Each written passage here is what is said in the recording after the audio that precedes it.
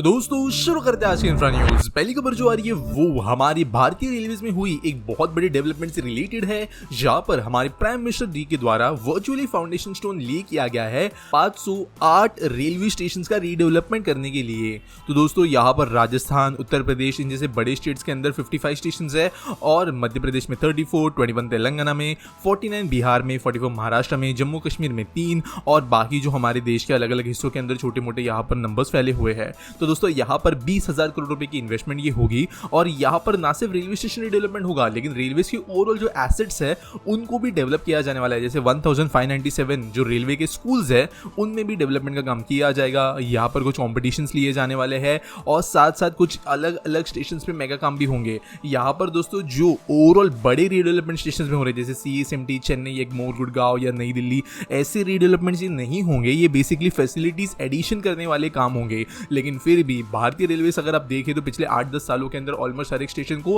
काफी अच्छा बना चुकी है और जो एक्सट्रीम आउटर स्टेशन है वो भी अब बेसिक फैसिलिटीज के साथ में ले जाते हैं। तो यहाँ पर ये और एडिशन एक होगा स्टेशन को और बेहतर बनाने के लिए। अगली खबर दोस्तों जा रही वो है कोलकाता से, जहां पर येलो टैक्सीज जो आइकॉनिक लैंडमार्क है कोलकाता का, इन्होंने एक नया ई बुकिंग प्लेटफॉर्म शुरू किया है जिसका नाम है यात्री साथी। और इसके वजह से होगा ये कि आप कोलकाता शहर के अंदर जैसे उबर ओला यूज कर सकते हो वैसे आप एसी और नॉन एसी कैब्स बुक कर पाओगे। साथ साथ प्रीपेड टैक्सी काउंटर्स भी ये कंपनी लगाएगी कोलकाता एयरपोर्ट और जो कोलकाता के 4 मेजर रेलवे स्टेशन है वहां पर, जहां पर मैन्युअली अगर बुकिंग कर सकते हो। तो आप जानते हो कि कई बार जो ये कैब एग्रीगेटर्स है वहां से दिक्कतें आती है जो हमारे देश के अंदर चलाने वाले टैक्सी वाले हैं, जो नॉर्मल यूनियन वाले उनको। लेकिन यहाँ पर जो बेंगलुरु है उन्होंने एक्सपेरिमेंट किया था इसके साथ में जो कुछ हद तक सक्सेसफुल रहा है और अभी ये काम जो है कलकत्ता में भी शुरू हो गया है। अगली दोस्तों जो खबर आ रही है वो है ओडिशा से, जहां पर लॉन्च किया गया है first of its kind initiative जो कि है ई ऑडियो गाइडेड टूर कला भुवनेश्वर के अंदर। तो दोस्तों यहाँ पर एक काइंड ऑफ इमर्सिव एक्सपीरियंस बनाया गया है। जो लोग विजिट करेंगे यहाँ के सेंटर को उनको रिच कल्चरल हेरिटेज और जो इनोवेटिव ऑफरिंग्स है उनको देखने मिलेगी और टेक्नोलॉजी और कल्चरल एक्सप्लोरेशन का साथ ब्लेंड दिखने मिलेगा। अब ऐसा नहीं है दोस्तों की ऑडियो या ऑडियो नरेशन का इस्तेमाल नहीं किया गया है देश के एग्जीबिशन सेंटर्स या म्यूजियम्स के अंदर, लेकिन यहाँ पर जो इम्प्लीमेंटेशन है वो काफी एडवांस्ड है और एक पर्सनल कंपेनियन की तरह यहाँ पर ये काम करेगा। अगली दोस्तों जो खबर आ रही है वो है उत्तर प्रदेश से, जाके चीफ मिनिस्टर आदित्यनाथ जी ने कहा है कि वो आने वाले समय में बुंदेलखंड इंडस्ट्रियल डेवलपमेंट अथॉरिटी के ऊपर खासा फोकस करेंगे और इसकी वजह से कुछ अहम फैसले भी लिए जाने वाले हैं। जहां पर जमीन खरीदने का काम यहाँ पर क्लियर हो गया है और आगे जाकर होगा ये कि इस एरिया में स्पेसिफिकली फोकस किया जाएगा इंडस्ट्रियल डेवलपमेंट के लिए। आप जानते हो यहाँ पे एक्सप्रेसवे की वजह से कनेक्टिविटी बढ़ी है,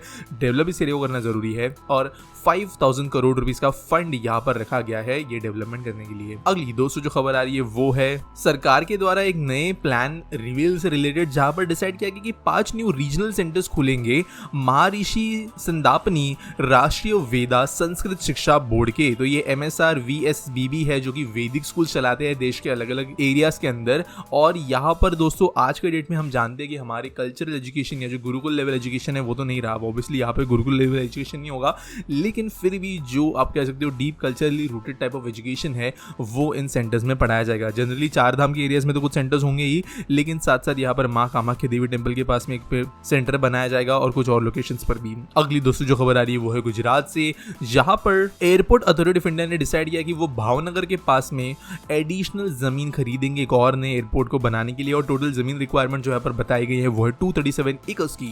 तो गुजरात गवर्नमेंट ने कहा है कि भावनगर एयरपोर्ट का एक्सपेंशन किया जाएगा जो अराउंड 60 किलोमीटर दूर है भावनगर से, और यहाँ पर जो है रनवे एक्सपेंशन किया जाएगा 2500 मीटर तक का जो करेंटली 1920 मीटर का है। न्यू टर्मिनल बनाई जाएगी, कैट ए अप्रोच लैंडिंग के लिए लाइटिंग सिस्टम्स बनाए जाएंगे और A320 एयरक्राफ्ट यानी जो आप कह सकते हो छोटे एयरक्राफ्ट होते हैं उनको केपेबल ये एयरपोर्ट बनाया जाएगा। तो दोस्तों यहाँ पर वैसे ढोलेरा एयरपोर्ट और भावनगर का जो सिटी है वो ज्यादा दूर नहीं है, ढोलेरा में इंटरनेशनल एयरपोर्ट बन रहा है। तो यहाँ पर जो भावनगर का airport plus Dholera airport plus इसका एक्सपेंशन ही मिलकर आप समझ सकते हो कि यहाँ पर एयर कनेक्टिविटी बहुत ही ज्यादा अच्छी हो जाएगी। अगली दोस्तों जो खबर आ रही है वो है एक नए सेंटर ऑफ एक्सीलेंस के इनॉग्रेशन से रिलेटेड, जो यहाँ पर TPSODL ने सेटअप किया है एक SCADA enabled area power system control centre Phulbani के अंदर। तो अगस्त 3 को इसका ऑपरेशन शुरू हो गए और इनॉग्रेट इसे किया गया इन कंपनी के CEO के द्वारा। तो ये जो सेंटर है यहाँ पर मॉनिटरिंग की जाएगी 3311 किलोवाट PSS पावर सबस्टेशंस की और इसकी वजह से नेटवर्क मैनेजमेंट, इलेक्ट्रिकल डिस्ट्रप्शन को ठीक से देखा जाना, रियल टाइम इंफॉर्मेशन देना, पावर फेलियर के दौरान चीजों को फैसिलिटेट करना और इसके कारण ओवरऑल जो कंज्यूमर्स हैं उनको कम से कम तकलीफ पहुंचाने के लिए ये मदद करेगी।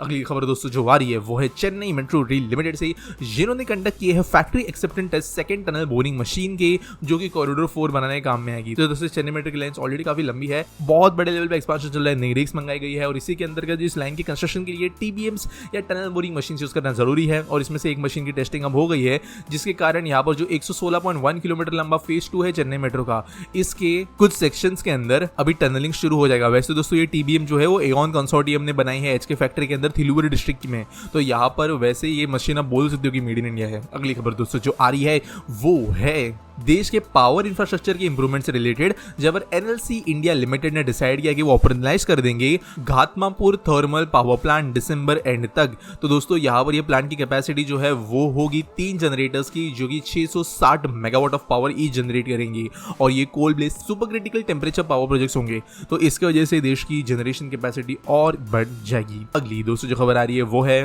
50th meeting of executive committee of national mission of clean Ganga project से रिलेटेड, जहां पर 692 करोड़ रुपीस के 7 और प्रोजेक्ट्स ऐड किए गए हैं गंगा को और साफ बनाने के लिए। तो उत्तर प्रदेश बिहार के अंदर टोटल 452 प्रोजेक्ट्स वैसे चल रहे हैं इस प्रोजेक्ट के अंदर, जहां पर 38,126 करोड़ रुपए ऑलरेडी सैंक्शनड है और अभी इसमें से जो है टोटल प्रोजेक्ट्स की बात करें तो 244 प्रोजेक्ट्स जो है वो कंप्लीटेड है। यहाँ पर अभी उत्तर प्रदेश के अंदर जो है नए सीवेज ट्रीटमेंट प्लांट्स बनेंगे, नए ड्रेनेज सिस्टम्स बनाए जाएंगे। एक्जैक्टली अगर बात करें तो दरियाबाद ककरा घाट के ड्रेन्स के आसपास में यहाँ पर ये एडिशनल MLDs बनने वाले हैं, 50 और 80 की कैपेसिटी वाले छोटे MLDs भी बनेंगे यहाँ पर काली रिवर के अंदर, जो 6 MLD STP के होंगे, जो हापुड़ के पास में होंगे। आज के आस्क पीटी सवाल के बारे में बात करें तो अमेश अग्रवाल पूछते हैं, why are they not utilising the opportunity of building bullet train tunnel in Thane creek to also build tracks for metro line 14 that also follows the same route? They can also use the same for road as well to compensate for the cancelled project of Ghansoli-Vikhroli flyover. It's stupid of authorities not to utilize this opportunity to build all transport types. तो देखो यार, authorities को stupid कहना यहाँ पर सही नहीं होगा। पहली बात, जो बुलेट ट्रेन के लिए टनल बन रही है इसका मतलब ये नहीं है कि हम जितना चाहिए उतना ब्रॉड टनल बना सकते हैं। जितनी ब्रॉड टनल बनेगी उतनी डिफिकल्टीज आती है। साथ साथ दोस्तों एक टनल सिर्फ और सिर्फ प्रोजेक्ट का एक हिस्सा नहीं होता। इसके अंदर अगर बुलेट ट्रेन की टनल को भी देखे तो वहाँ पर जो है जब वो मुंबई के बाहर वाले साइड में या आप कहीं तो नवी मुंबई साइड वाले बाहर आती है तो वहां पर माउंटेन्स वगैरह के थ्रू कट करते हुए ये फिर जब जमीन के बाहर आएगी तो इसका अप्रोच बहुत कॉम्प्लिकेटेड होगा जब ये जमीन पे आएगी तब। तो यही जो टनल है, ऐसा नहीं है कि हम बस लगातार जो है उस चीज को ब्रॉड करते रहे और फिर 10 यूटिलिटीज के लिए उसको यूज करें। एक बार में एक टनल जो बन सकती है, इनफैक्ट ये भी ड्यूल टनल ही है, इसका जैसे 2 टनल का खर्चा यहाँ पे भी आने ही वाला है। अगर यहाँ पे अलग से मेट्रो लाइन 14 की टनल बननी है, अलग से रोड के लिए टनल बननी है, तो उसमें कुछ ज्यादा डिफरेंस नहीं आएगा, क्योंकि वैसे भी पूरी टनल बनानी ही है, क्योंकि जो मेन कंपोनेंट होगा वो सेपरेट ही होगा। हम एक ऐसे 50 मीटर ब्रॉड या डायमीटर की टनल नहीं बना सकते। आज के डेट में ना वो टेक्नोलॉजी अवेलेबल है, ना जो एक्सपेंस आएगा अगर टेक्नोलॉजी जल्द अवेलेबल हो गई तो भी वो एक्सपेंस हम हैंडल कर पाएंगे। वो चीजें अब तक नहीं हो सकती। जब बात करें मेट्रो लाइन 14 की तो प्रोबेबली वो ब्रिज के ऊपर ही बनेगी, क्योंकि ब्रिज जो है कंपैरेटिवली बहुत ज्यादा सस्ता पड़ेगा। बुलेट ट्रेन को टनल में इसलिए बनाया जा रहा है क्योंकि बुलेट ट्रेन जो है वो मुंबई के डेंस एरियाज में से नहीं गुजरे, वो डायरेक्टली BKC में बाहर आए, विक्रोली में जो मैंग्रोव से गोदरेज के वो उनको डिस्टर्ब ना करे। इन सब रीजंस के वजह से जो है बुलेट ट्रेन के अंदर टनल बनाना ज्यादा फीजिबल है, क्योंकि वो डायरेक्टली जो थाने स्टेशन आएगा बुलेट ट्रेन का, जो वैसे दीवा के पास में है, वहां पर एग्जिट करती है। लेकिन अगर मेट्रो लाइन 14 की बात करें तो यहाँ पर 1-1 किलोमीटर पे स्टेशन होंगे, जो ब्रिज ये क्रॉस करेगी खाड़ी के ऊपर से, उसके बाद में भी तुरंत स्टेशन होंगे। तो यहाँ पर टनल बनाना जो है बिल्कुल भी फीजिबल नहीं होगा। इनफैक्ट ऐसे बोल सकते हैं कि मेट्रो प्रोजेक्ट की बात करें तो यहाँ पर टनल का खर्चे में जो है पूरा मेट्रो लाइन बन जाएगी। रोड के लिए भी सेम होता है। इसके लिए जो वाशी ब्रिज है, एरोली ब्रिज है, इनके ऊपर मल्टीप्लिकेशन का काम चल रहा है, इसलिए हमने MTHL को ब्रिज बनाया, ना कि टनल। लेकिन जहां पर एप्लीकेशंस आते हैं वहां पर जो है चीजें करनी पड़ती है। उम्मीद करता हूं आपको सवाल का जवाब मिल गया होगा। अगर आपके पास कोई सवाल है आप नीचे मुझे कमेंट्स में #AskPT के साथ में पूछ सकते हो। अगर आपको कोई न्यूज सबमिट करनी है तो उसके लिए आपको डिस्क्रिप्शन में लिंक मिल जाएगी। अगर आप फर्स्ट होते हो कोई न्यूज देने के लिए तो आपको क्रेडिट्स मिलता है हमारे टाइम स्टैम्प के अंदर। बाकी वीडियो अच्छा लगा होगा तो इसे लाइक करना, चैनल को हमारे सब्सक्राइब करना और मिलेंगे अगले वीडियो में।